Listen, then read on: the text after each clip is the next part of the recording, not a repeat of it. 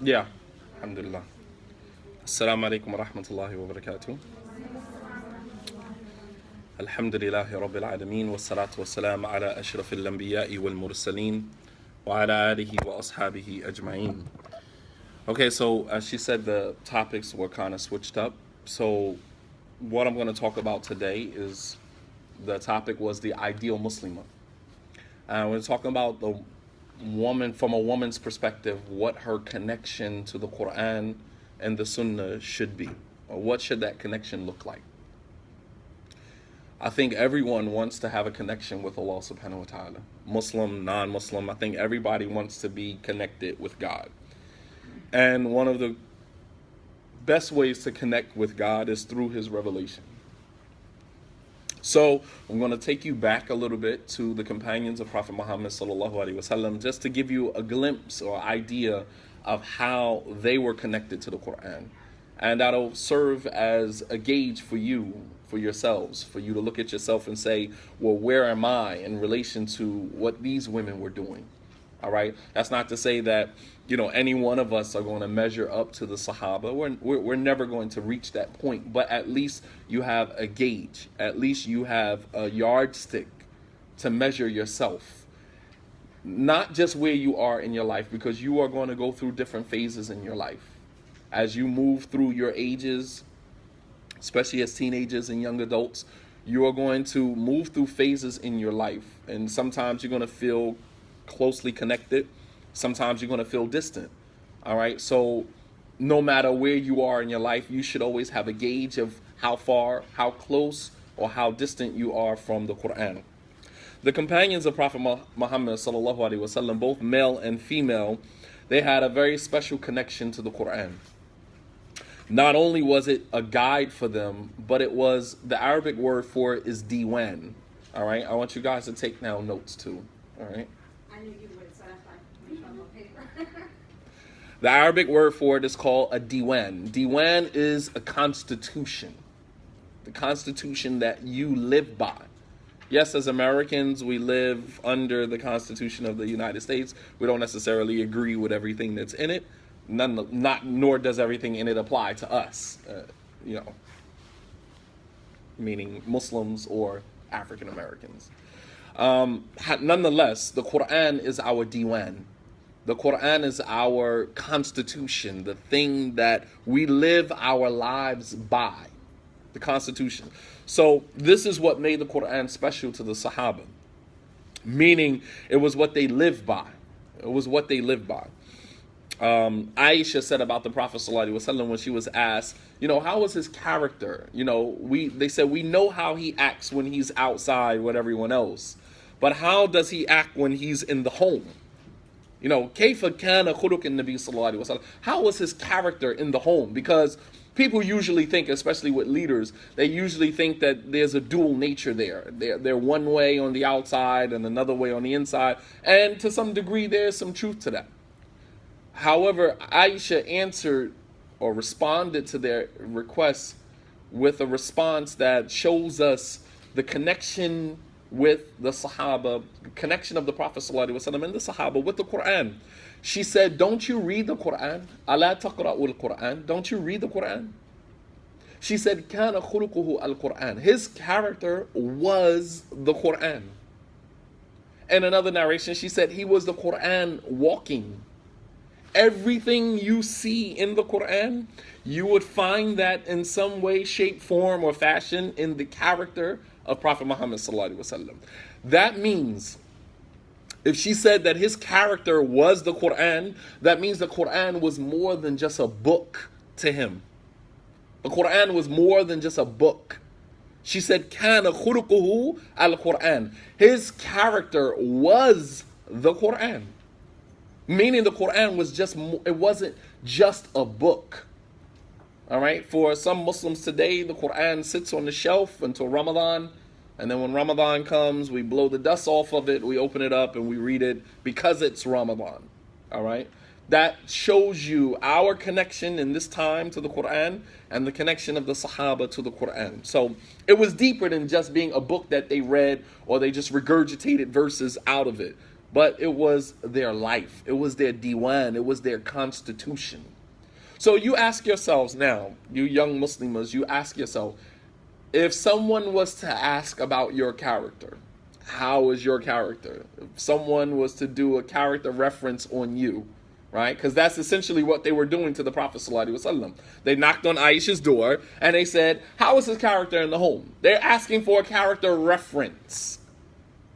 And Aisha said, don't you read the Qur'an? His character is the Qur'an. If someone was to ask about your character now, would the reply be your character is the Qur'an? Or even remotely close to being the Qur'an? And this is self-reflection for you guys. This is rhetorical, so you can ask yourself this question. All right? So the Qur'an was, their diwan. It was their constitution, meaning it was what they lived by. However, their connection to the Qur'an was cultivated by their connection to Allah. How? Their closeness to the Qur'an was a direct reflection of their closeness to Allah subhanahu wa ta'ala. How? Because when you love someone, you love their speech. When you love someone, you love their speech. Right? I hate to use this example, but it's our reality. But when a boy is interested in a girl or a girl is interested in the boy, right? And they're sending text messages to one another or he's on Facebook, you are totally engrossed in every single word that person says. Because you are either infatuated or in love with this person and you can't get enough of their speech. When you love someone, you love their speech. And the opposite is the same. When you hate someone, you don't even want to hear them talk, right? Right? Which is why the Prophet said to Aisha, he said, I know when you're angry with me, and I know, because women are like the Rubik's Cube, we got to figure you guys out, right? For men who take the time out to figure you out. There's some men who just say, the rule of thumb is you all crazy, and that's what it is, right? Right. And then there's some men that say they're puzzled by the mystery of the woman, and they say, well, let me kind of figure this out. And the Prophet ﷺ, he did that with his wife. He's watching her pattern, right? Because if men want to figure the woman out, everybody has a pattern of behavior that they follow. And all you got to do is sit back and study the person for a little bit to figure them out. All right? This is the key to a healthy relationship. All right? When you get married, the first year of the marriage should not be war. It should be, let me figure you out so I know how to work you. All right? I know how to work the system. Right? Because if you spend time trying to be who you are and that person's who they are and I'm not budging, you're not budging, you're going to be at war, right? Sleeping with the enemy for the first year, 2 years of your marriage. Instead of going to war, right? Love conquers all. Let me figure you out so that I know how to navigate, I know how to work around you. That's the smarter thing to do. All right? I'm not going to fight. I'm not a fighter, right? I'm not a fighter. I'm a lover. So I'm going to figure you out and then I'm going to learn how to work around you. So the Prophet ﷺ said to Aisha one day, he said, I know when you're angry with me, and I know when you are displeased with, when you're happy with me. She said, how? Meaning, basically, he's like, I figured it out. He said, when you are angry, when you're happy with me, and you are in conversation with other people, you say, Wa Rabbi Muhammad, I swear by the Lord of Muhammad. Right? Because you can't get enough of his name. He said, but when you're angry with me, in conversation, I hear you say, Wa Rabbi Ibrahim, I swear by the Lord of Ibrahim. And that's how I know that you're angry with me, because you don't mention my name, right? So that shows you that the opposite is the same, that when you love a person, you love their speech, you love their words, you love their kalam. And when you hate a person, the same applies. You don't want to hear the person's name, right? I don't even want to hear, don't even mention that man's name in my presence, right? I don't even want to hear his name. So the point that I'm making is that when you love a person, you love their speech. So the Sahaba's connection to the Qur'an was cultivated by their connection to Allah subhanahu wa ta'ala. When you love Allah, you love His speech. When you love Allah, you love His speech. All right? How some people do all types of sins, right? And then they'll say, well, I love Allah. My iman is in my heart. No. There's a line of poetry that says, تعصي الله وتزعم حبه والله هذا في الميزان لشنيع لو كان كلامك صادقا لأطعته فإن المحب لمن يحبه مطيع. The poet, he said that you claim that you love Allah, but then you turn around and you disobey Him. That is the most absurd notion that a person can come up with.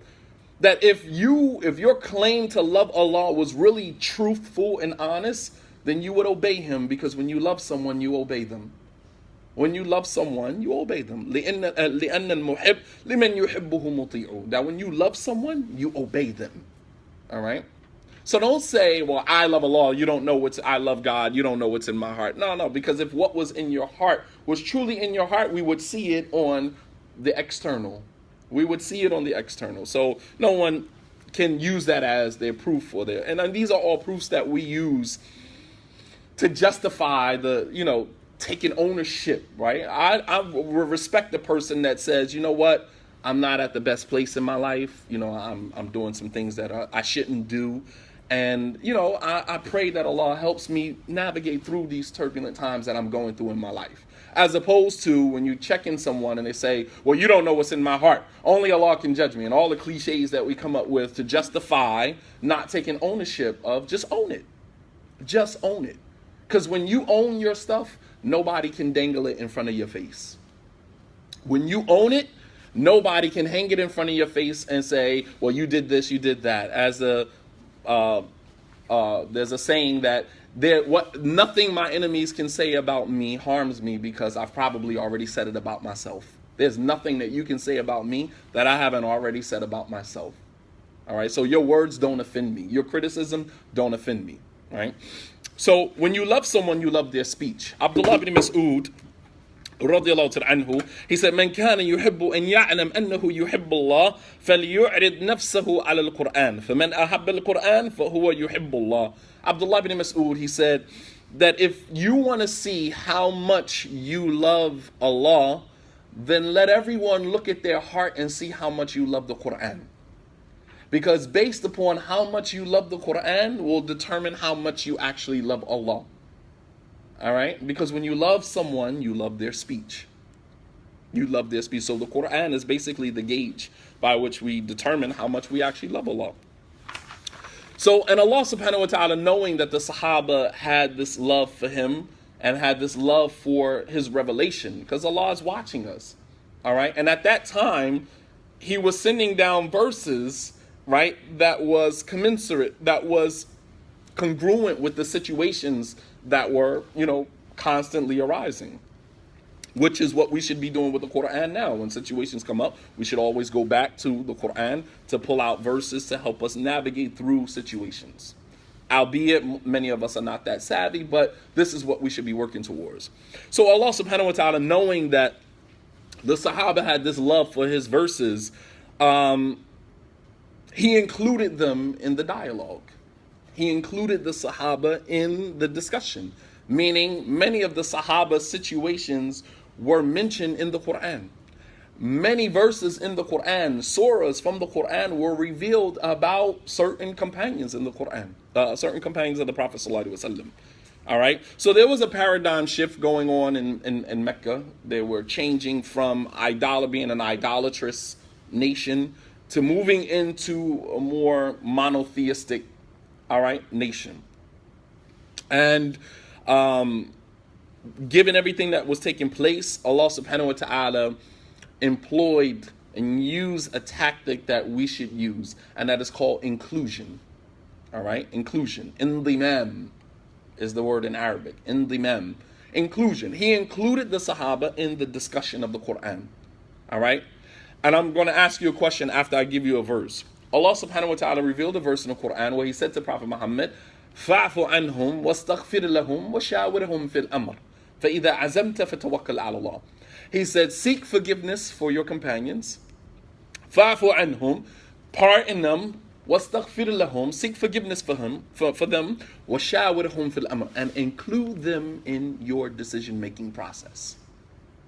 Prophet Muhammad was a man guided by revelation. He didn't need to include them in any of his decisions. Why include them? Question. Why? He said, وَشَاوِرْهُمْ فِي الْأَمْرِ, and include them in the narrative, include them in the discussion, include them in your decision-making process. Why did he need to include them? And he was a man guided by revelation. What does inclusion, right? What does that do? Question. You guys are going to participate. I'm not going to stand here for 45 minutes and, give you a lecture. This is a discussion. Why would he include them in the discussion? What does that do to someone? Yes. They feel more inclined, I guess, to participate in stuff like that. Like if you include somebody, they would feel more welcome. You feel like you're talking about them. I don't know. They just feel more open, I guess. They feel more open. They feel more connected. So, for example, if your parents say, hey, we're going to move to California, right? Right? And they say, well, just pack your stuff. And you're like, well, what about my friends? What about my school? What about my social circle? My after school programs, like none of that is considered. You're just going to make a decision and move, and that's that. And you don't have any say so in it.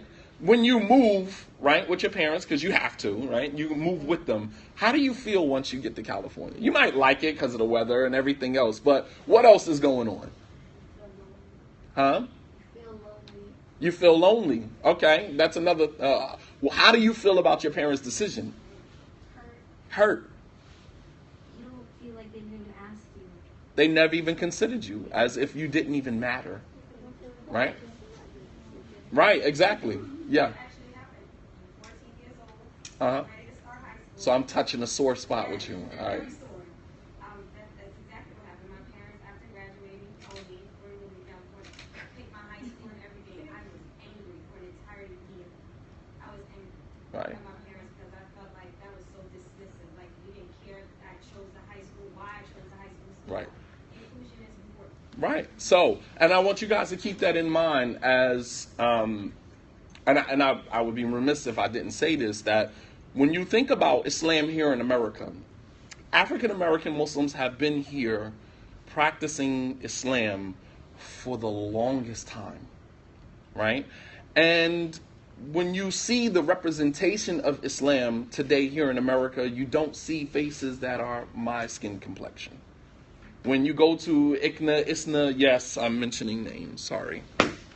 You go to ICNA, ISNA conferences and lectures, right? And you see the roster of all of the imams.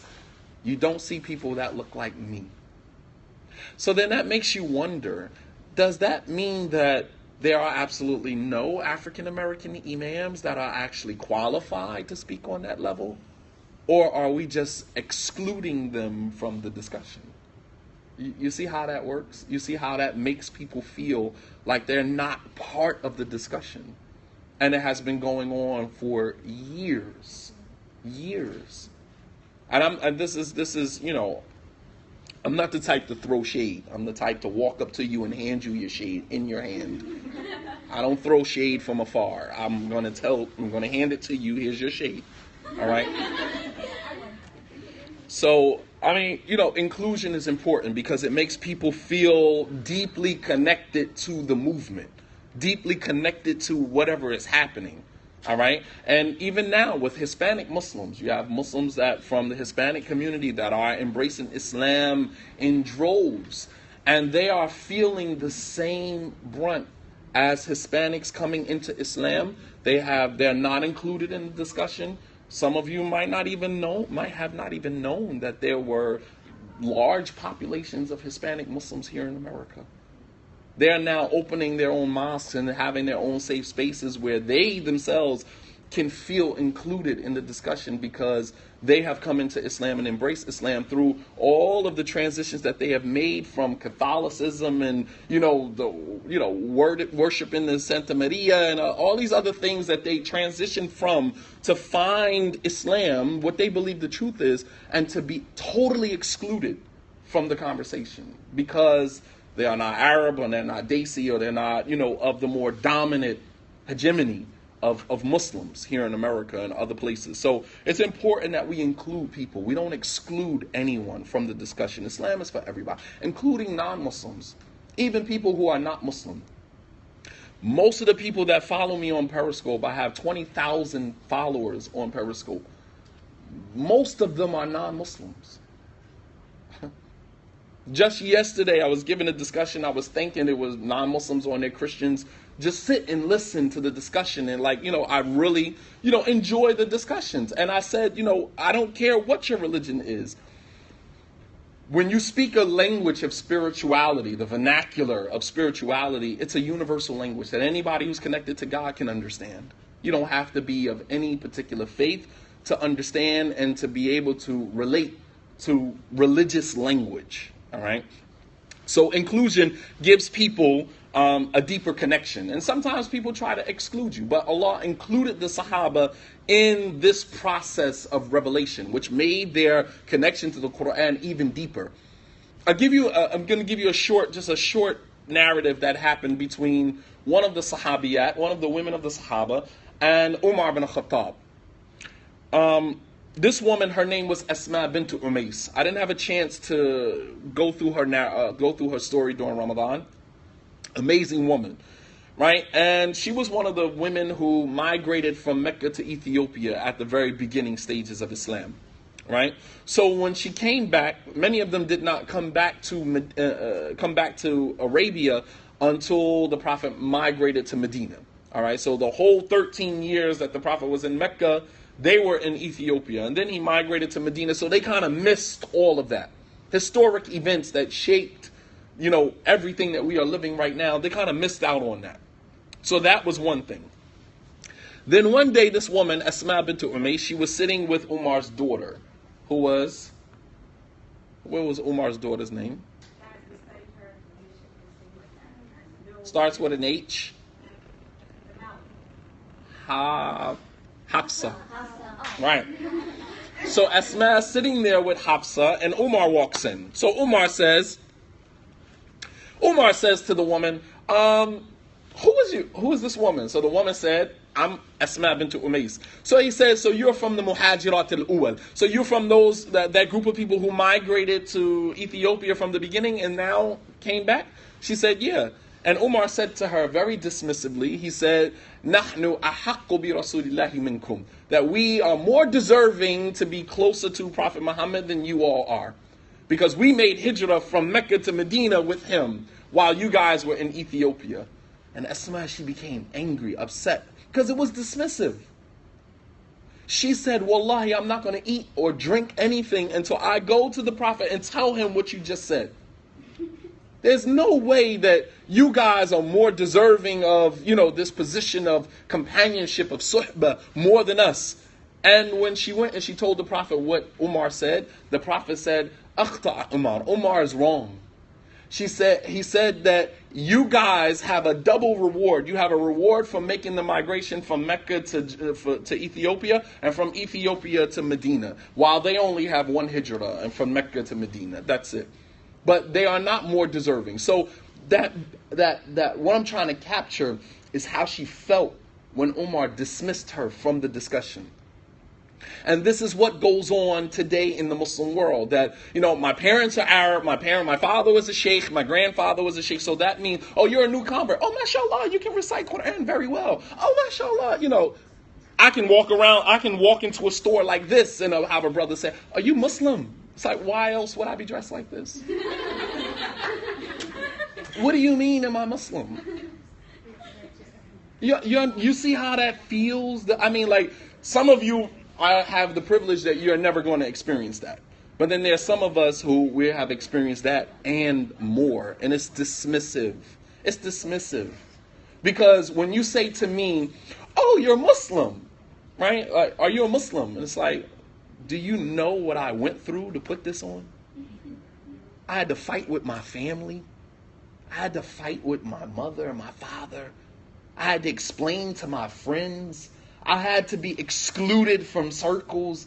I had to be laughed at and mocked at. And I walk into a store that is a Muslim run and owned store, and you ask me, am I Muslim? Are you serious? Do you know what I had to go through just to, grow a beard? You know what I mean? When I accepted Islam, I was 20 years old. I didn't have a beard. I couldn't grow hair on my face. This just came out of nowhere. But, it's important that, we don't exclude. And Allah subhanahu wa ta'ala, He included the Sahaba in the revelation of the Qur'an. All right? Because inclusion gives people a deeper connection to the movement, to the mission. All right? So one day, Salama, one of Prophet Muhammad's wives, she came to him. And she asked him a very profound question. She said, Ya Rasulullah, O Messenger of Allah, لماذا يذكرون الرجال في القرآن ولا يذكرن النساء? She said, why is it that all of the ayats in the Quran mention men and nothing for the women are ever mentioned in the Quran? Why? Does that mean that the men in the community have a deeper connection to the Quran than the women do? Does that mean that Allah loves the men more than He loves the women? Why aren't women included in this discussion? Why aren't women included in the revelation of the Quran? And the Prophet ﷺ, as we should be when we don't have a response, the best response is to say nothing. He walked away. Asma said, lo and behold, I was in my room combing my hair, and I heard the Prophet on the mimbar say that an ayat was just revealed to me. She said, I put on my house garment, my dir'a, I put on my house garment, and I ran out into the masjid to hear what ayat was revealed. Right? And this ayat was the famous ayat that we know that would serve as this, gender equality in Islam. And that is the ayah in Surah Al-Ahzab where Allah says, إِنَّ الْمُسْلِمِينَ وَالْمُسْلِمَاتِ وَالْمُؤْمِنِينَ وَالْمُؤْمِنَاتِ, to the end of the ayah. Indeed, the believing male and the believing female, the Muslim male and the Muslim female, the fasting male and the fasting female, the obedient male, the obedient female, to the end of the ayah. Allah included the women in the discussion. Because the woman's connection to the Quran is just as important as the men's connection to the Quran. Some of you guys are going to get married to men that are going to exclude you from the discussion. Do not allow him to do that. How you present yourself at the beginning stages of your marriage is how you are going to be received. Don't play yourself as someone who does not know your place in Islam. You were born, raised Muslim. Do not marry a man and then represent yourself as if, I don't know, you're my husband, you're going to teach me everything. La wallahi. I don't need you to teach me anything. I need you to be a husband. I've been to Islamic school, I've been to Sunday school, I've been to lectures, I've been to conferences all of my life. I don't need you to teach me anything. I just need you to be a good husband. When you represent yourself as, I want a good brother who's going to teach me Islam, who's going to teach me my religion, you set yourself up for failure. Because there's always that one wolf in sheep's clothing that comes as, I'm going to come and teach you your religion, all right? But you have already represented yourself as inferior. No one can make you feel inferior without your permission. Nobody. Don't represent yourself like that. You've been through too much as a Muslimah. You've been through too much in your life to sit down at the table with a man and represent yourself as inferior. No. Right? One of the scholars of the past, Sa'id ibn Musayyib, he married his daughter to one of his top students. And the night after they got married, he woke up in the morning and he started getting dressed. And Saeed's daughter asked him, where are you going? Aina tadhab? He said, I'm going to the lesson of your father. I'm going to sit, your father's a sheikh. I'm going to sit with your father and learn from him. She said, Ijlis, inni u'allimuka ilm Saeed. She said, sit down. I'm going to teach you the knowledge of my father.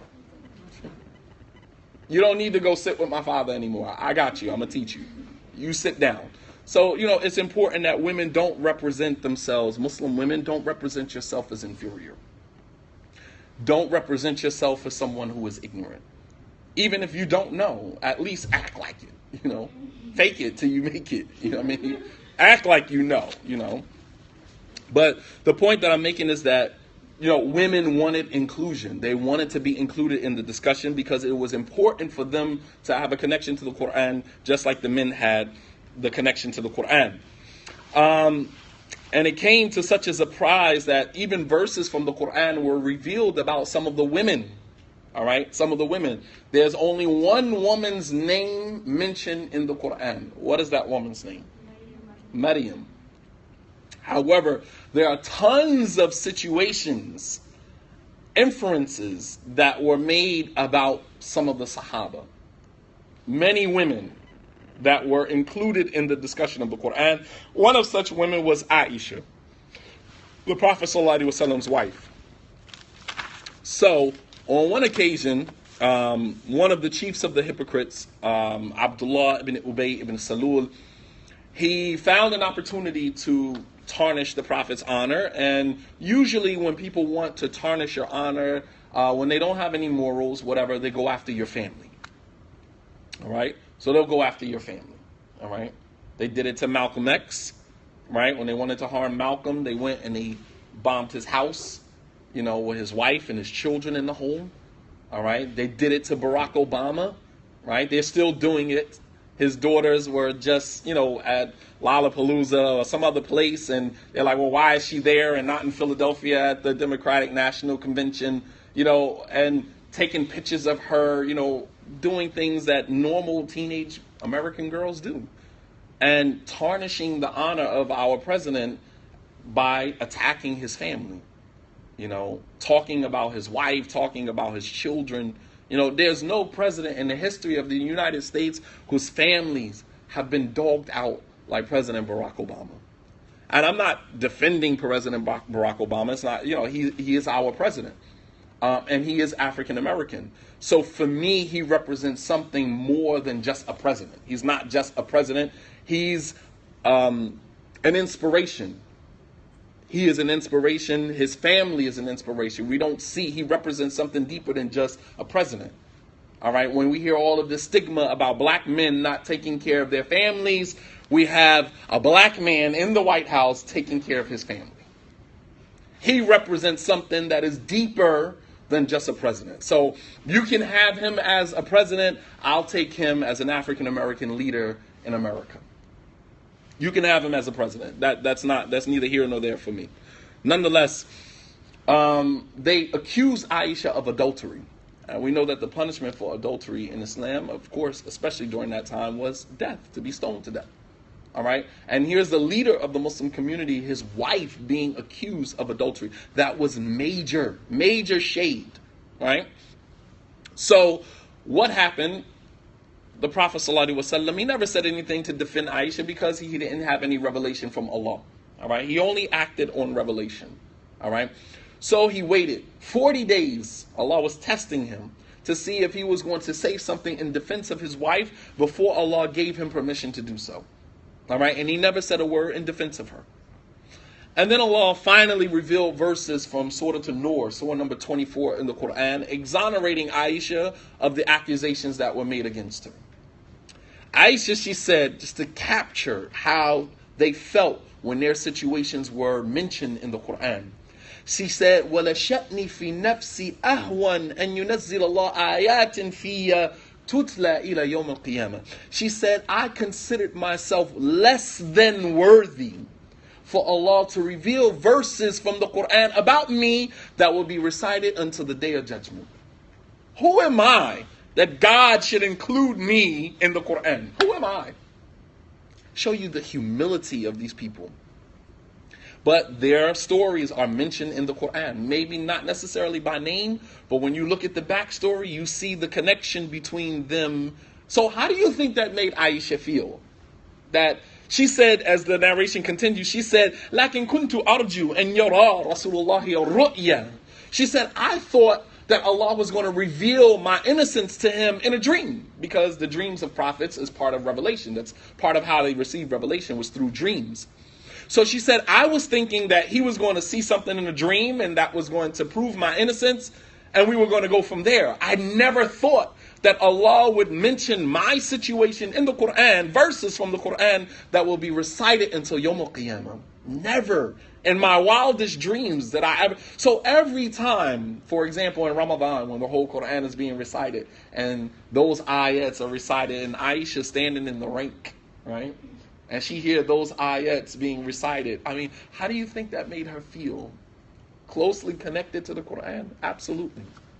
They felt like they were included, they were connected. So I just wanted to kind of walk you guys through their connection, because we can see example after example. When this ayah was quoted, this person did this, and this ayah was quoted, this person did this, and you're saying to yourself, well, what's the backstory? How did they have a connection like that to the Qur'an? And what does that mean for me today? All right, are we included in the Qur'an? Question: are we included in this discussion, the Qur'an? Huh? How? Because it has a lot of examples that we should be following too. Okay, do you feel like the Qur'an, this book is for me, this book is about me, this book, mentions my story? Like, do you connect with the Qur'an like that? I feel like every time I read it, I feel like it's trying to talk to me. Like, I have a problem and I read it, and it has an example for me. Like, have a solution for me. Absolutely. And that's exactly the point. One of the Sahaba, Ka'b ibn Ujra, he was making Hajj with the Prophet ﷺ, and he had come down with lice. Lice was in his hair. And as we know, as you're performing Hajj, you're not allowed to clip your fingernails, and you're not allowed to shave your head or remove anything from your hair until you slaughter your animal and you stone the Jamarat on Hajj. All right, and then you are allowed to shave your head and then take off your ihram, and then you can clip your fingernails and do everything else like you normally do. But as long as you are a pilgrim in the state of ihram, you are not allowed to clip your fingernails or remove anything from your hair. However, this companion, Ka'b ibn Ujra, he had lice in his hair, and it was itching him. It was really bad, to the point that narration mentioned they were falling down on his face. So he went to the Prophet ﷺ and said, "Oh, Messenger of Allah, look, can I have the allowance now to shave my head?" And the Prophet ﷺ said, wait a minute. And then Allah revealed an ayat from, I believe, Surah to Baqarah, and giving him an allowance to shave his head, and that if the person shaves their head, they have to pay what is called a fidya. They have to pay, they have to compensate for doing that, which might be slaughtering an animal. All right, they have to slaughter an animal to compensate for an allowance that was made for them for a specific reason. So when that ayat was revealed, Ka'b ibn Ujra, he said, "Nazalat biya khassa wa hiya lakum amma." That the ayat was revealed about me specifically, but it is for the rest of the ummah generally. So we are included.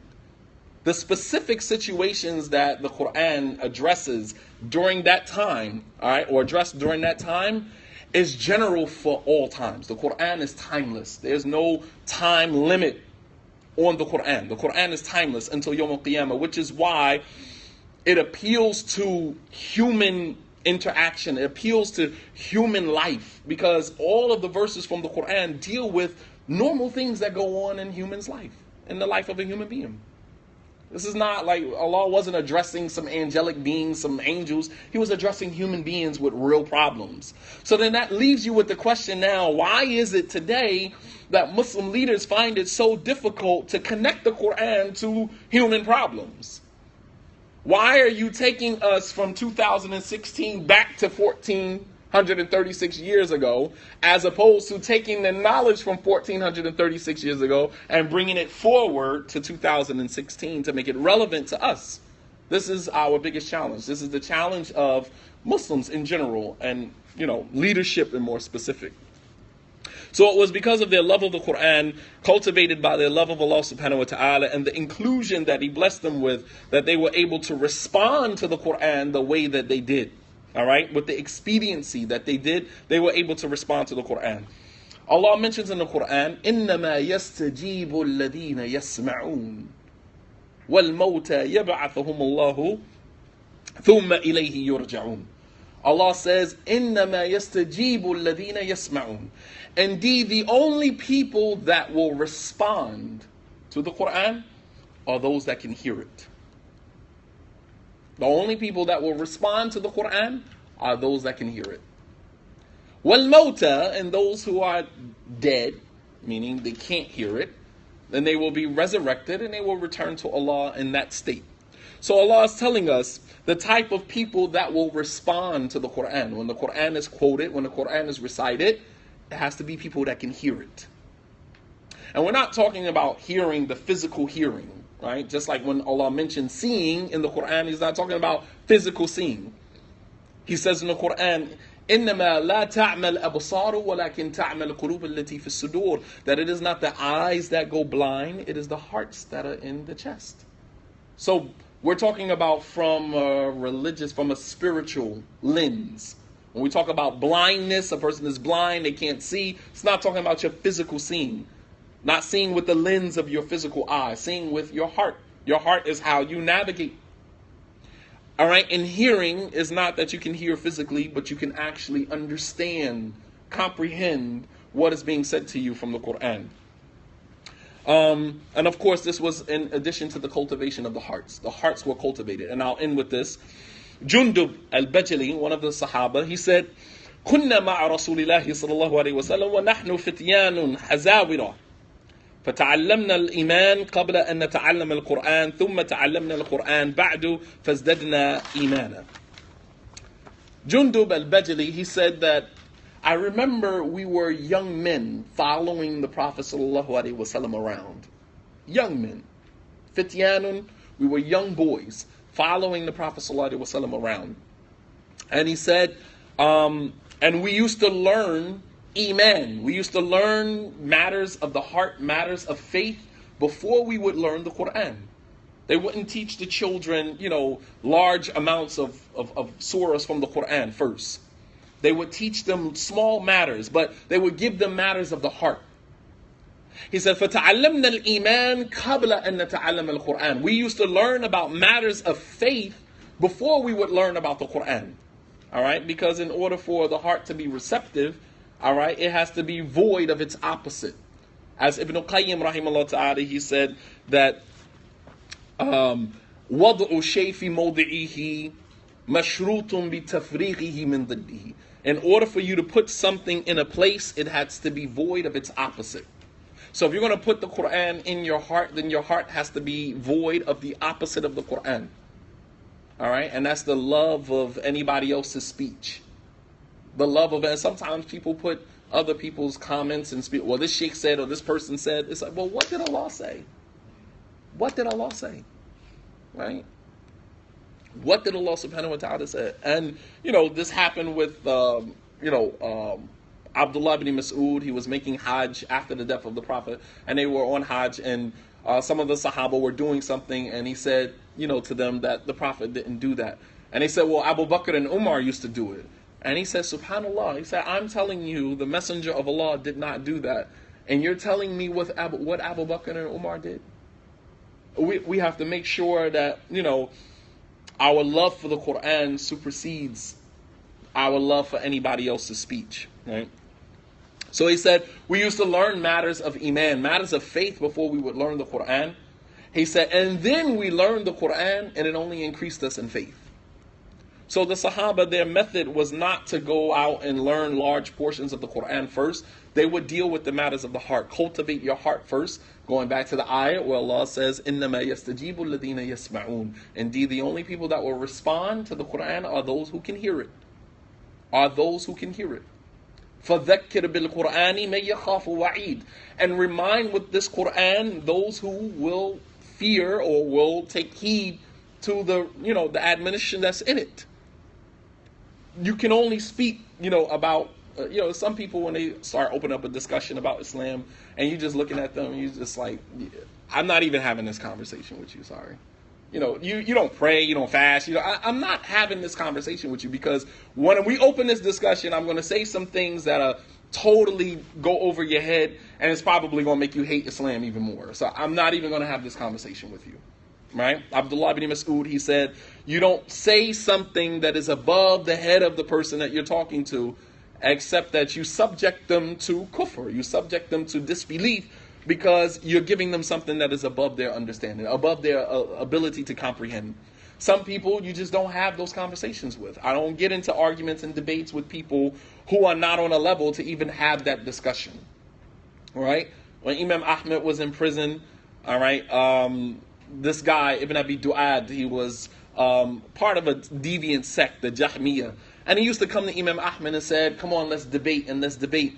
And Imam Ahmed would just ignore him, wouldn't say anything to him. And so one day he said to Imam Ahmed, he said, why, when we bring all of our scholars out here to debate with you, when I bring up an issue, you don't respond to me, you don't acknowledge me? He said, because you're not a scholar, so that I can acknowledge you. Who are you? I debate with scholars. You're not one of them, and I have nothing to say to you. You're nobody. And that should be our approach when people who are not even in a position to have a mature religious discussion, I can't have that discussion with you. When you start talking about this sheikh said and that sheikh said, you lose me. When you say Allah said, his messenger said, you got my attention. You got my attention. When you start saying, well, this sheikh said and this book says this, and I was reading here and I'm like, all right. I mean, what do you want me to say to that? Right, really? But when you say Allah says in this ayah or in this surah, or the Prophet ﷺ mentioned this in the authentic hadith here, okay, you got my attention. Right? Now I can actually pay attention to what you're saying. So it's important for us to have that level of connection to the Qur'an, and to make sure that we don't fall into misinterpreting or misunderstanding the Qur'an because our hearts are not cultivated. The Prophet ﷺ said that Allah will raise some people with the Qur'an and He will humiliate others with the Qur'an. There's some people who read the Qur'an and they don't understand a word that's in it. Not because they can't read. If you're reading English, it's not that you can't read English and you don't understand, but you don't have the spiritual capacity to digest and to understand what is being said. So, I had a guy said to me, an atheist, he said to me on Twitter the other day, he said, I read the Quran and everything in it is hate speech and this and that. I said, well, you either speak Arabic or you're relying on a faulty English translation. And even if you're relying on an English translation, those verses have a context. And if that context is not explained to you, then it's not possible that you can understand what you're reading. And then when I scroll through his Twitter line, because he doesn't really understand what he's getting ready to get himself into. So I scroll through his Twitter line, and I see he put out a tweet like a couple of days before that saying, people kill me, how they can read one blog and think that they understand the world. And I took a snapshot of his. And I said, you, the same one who said this, right? You don't understand, though. You read the Quran and you understand it, but you're the same one who says, criticizing people for reading one blog and think that they understand world affairs. I said, dude, find another hobby. And that was it. Do everybody a favor and get off Twitter. So this is what I wanted to present to you guys. There's so much more on this discussion. I can go on for hours. I don't want to tire you guys out. I want to kind of hear from you as it relates to your connection to the Quran. Just an honest response. What do you think your connection to the Quran is? Does the Quran play a pivotal role in your life on a day-to-day basis? Is the Quran something that you read every day? When ayat is quoted to you, how do you respond to that? Even when it goes against your desires or how you feel. What is your connection to the Quran? If someone was to ask you, if I was to go around the room and say, what is your connection to the Quran? What is it? I start in the back. Let's see what some of the adults' response would be. What's your connection to the Quran? Yeah, you.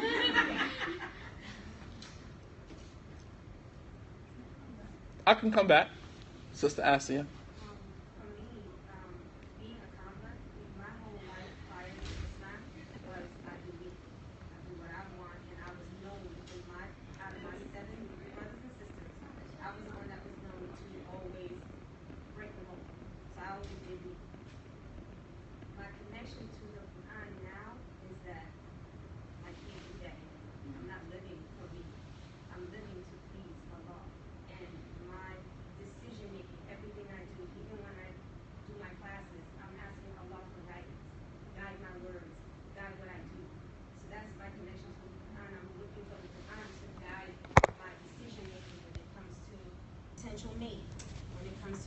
my children, everything that I do now, even my desires, I have to ask Allah for His guidance to help me through that, so that way in everything that I do, even if I mess up, there's still the intention was there to please Allah. The intention was there. Absolutely. Good point. Even if I make a mistake, even if I mess up, the intention was, all right? And I hate to say this, but my children, I have kids, man, and they listen to Dean Squad, okay? So one of the guys, he says on one of his raps, he says, even basically saying, like, even if I disobey you, it wasn't intentional. Like, I didn't mean to disobey you, when he talked about make Toba, right? Good concept, nonetheless. I mean, when you have teenage children, and they have a choice to make between Dean Squad and Jay-Z and the rest of, Fetty Wap or whatever these people name. I can't even pronounce some of these names.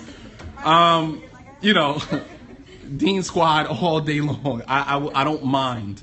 I don't mind. And that's not me giving a pass or saying that it is permissible. I believe that music is haram. That's my personal opinion on that. Nonetheless, when you have teenage children, you have to tread very lightly.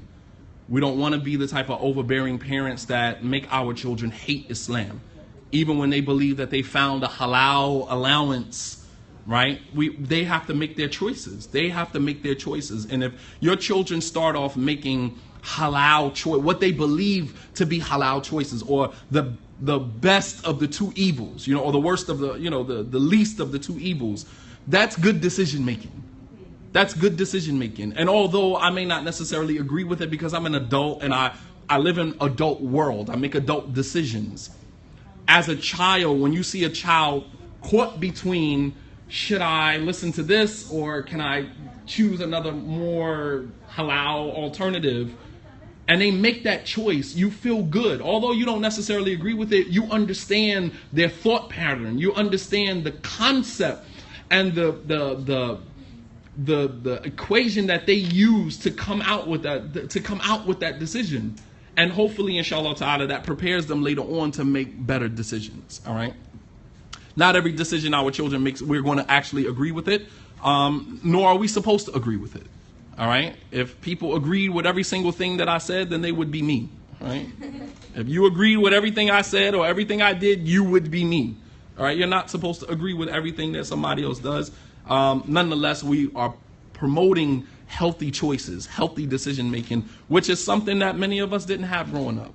I didn't have an alternative, right? I didn't have anybody in the house that was actually doing positive things that I can use and say that's a good alternative. I had drug dealers, drug users, all of, and it's like, well, which one do you choose? The drug dealer or the drug user? And obviously you see what the drug user gets, and the drug dealer kind of seems a little bit more optimal. But the point that I'm making is that, we make choices and we're trying to promote healthy choices with our children. Okay, so we got one escape, person is escaping. Yeah. What is your the Qur'an?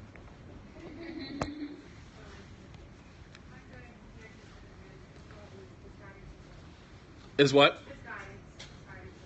Okay.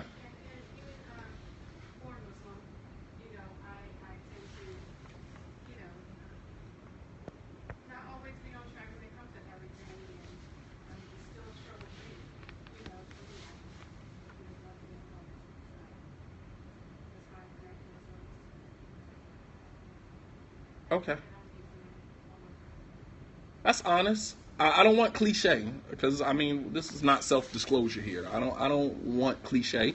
I want an honest response. What is your connection to the Quran, Khalid? Yalla. What is your connection to the Quran? Khalid is also from Philadelphia. Drove here. You brought your daughter here. Yeah. MashaAllah, tabarakallah.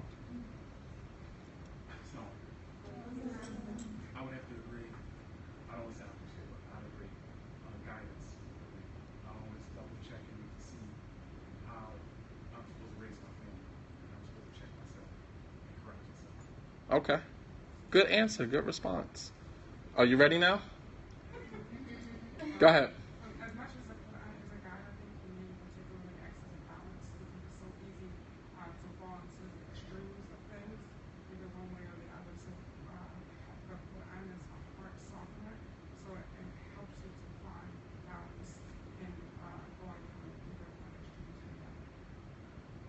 Okay. Anybody else? I'm not going to put you girls on the spot.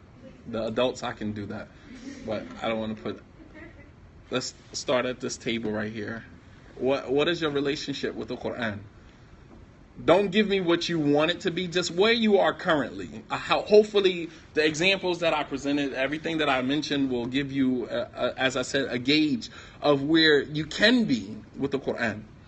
All right, as the Sahabi said, that the ayats were revealed about us specifically, but it is for the rest of the ummah generally. So it does include us. We are included in that discussion. So what is your connection? If you don't have one, just say, well, right now, I'm not really connected to the Qur'an. It's cool. I'm staring right at you. So.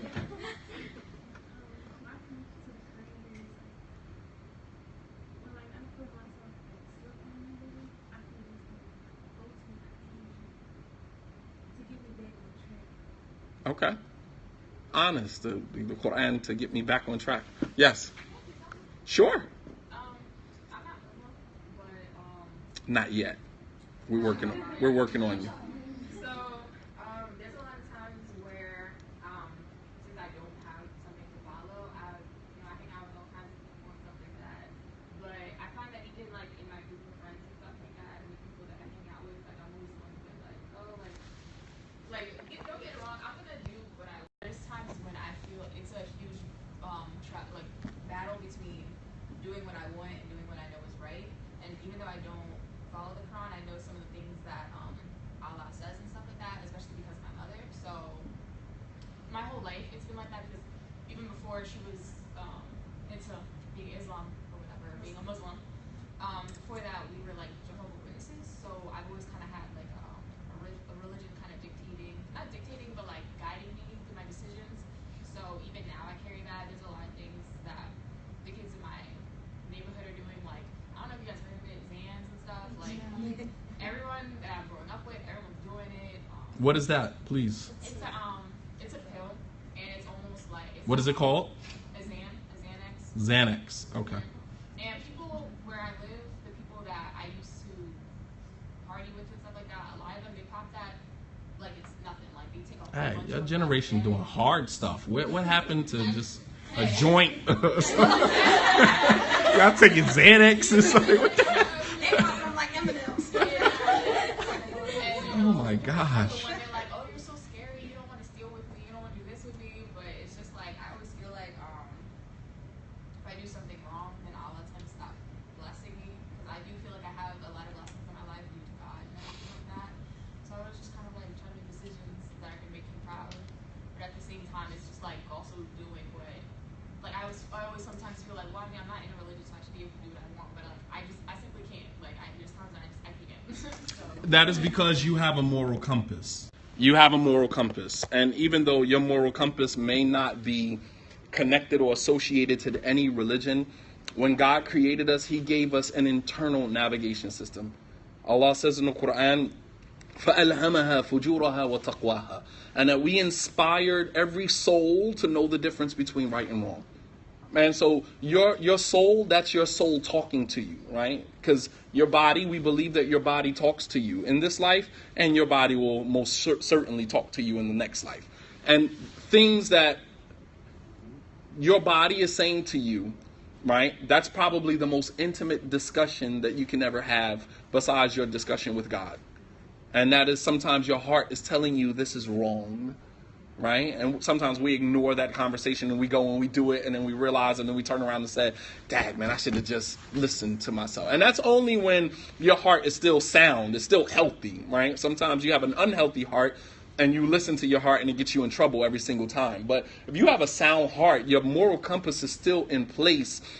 It doesn't necessarily need to be attached to any religion to make right choices or to be pushed in the right direction. But the fact that you have that, it's definitely a blessing from God. Definitely a blessing from God, because there's not a lot of young people out here who have that type of compass. So definitely that's a blessing. And to continue to navigate through things like that, I mean, maybe you need to change your circle.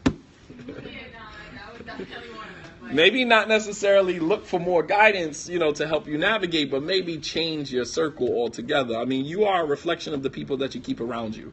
You know, like if I, hung around, if I stood in front of you like this, but, all of my friends sell drugs and, I mean, like, what would that make me? How would I look?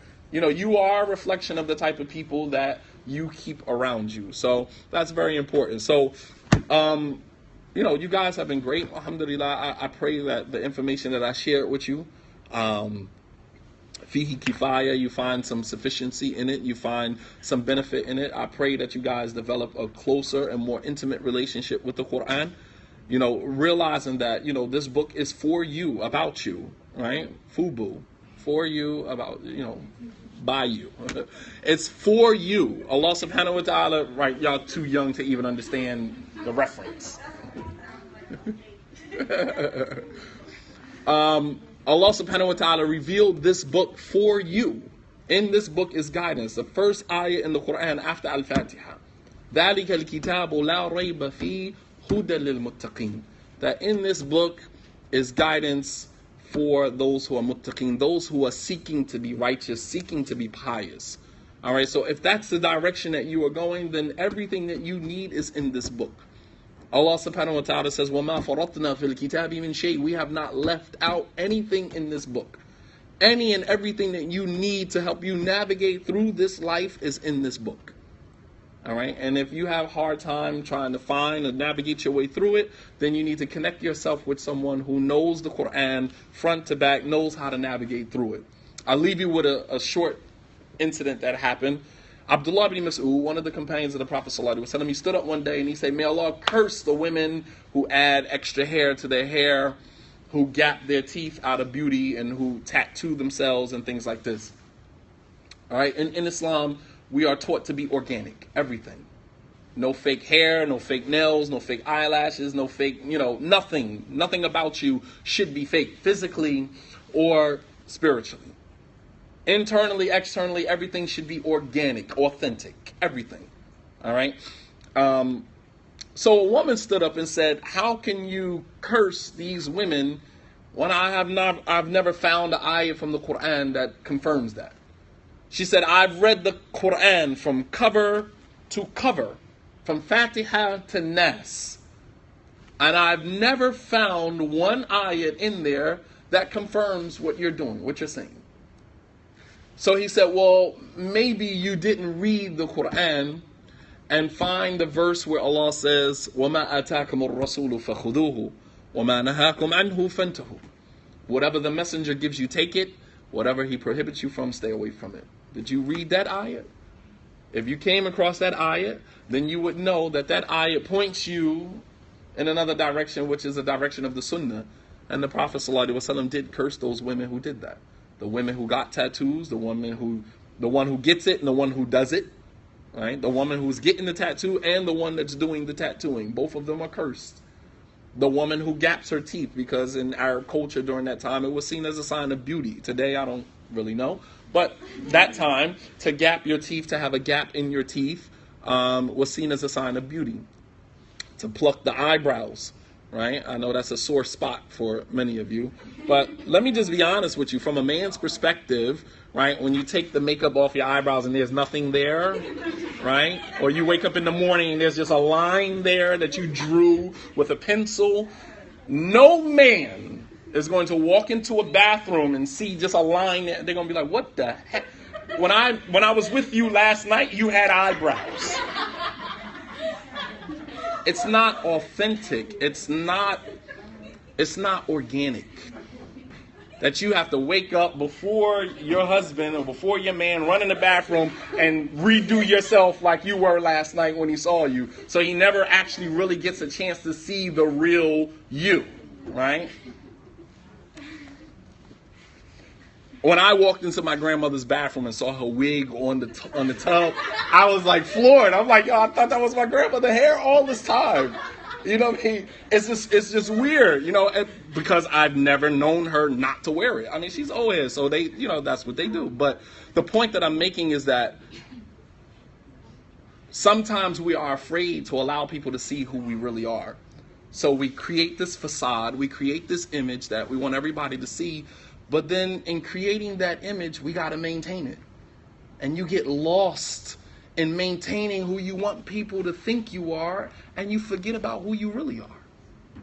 Stay organic. Our religion demands that you remain organic. Stay organic. There's somebody for everybody. If you got to change who you organically are, authentically are, to have a man's attention, then that says a lot about your connection with that man. It's going to be very superficial. If a person accepts you for who you are, then that's genuine love, because love is not supposed to change you. When you love someone, you accept them exactly who they are. That's true love. Not, oh, I'll love you if you do this, if you do that, if you do this. That's not genuine love. That's love with conditions. And we don't want love with conditions. We want love unconditionally. And I pray that Allah subhanahu wa ta'ala reward you all, Sister Jessica, for organizing this. And I pray that, we all find our place with the Qur'an, inshallah ta'ala, and that we find the guidance in it that Allah subhanahu wa ta'ala intended for us as He revealed it. Wa sallallahu ala nabiyyina Muhammad wa ala alihi wa sahbihi ajma'een wa akhiru da'wana an alhamdulillahi rabbil alameen. Wassalamu alaikum wa rahmatullahi wa barakatuh.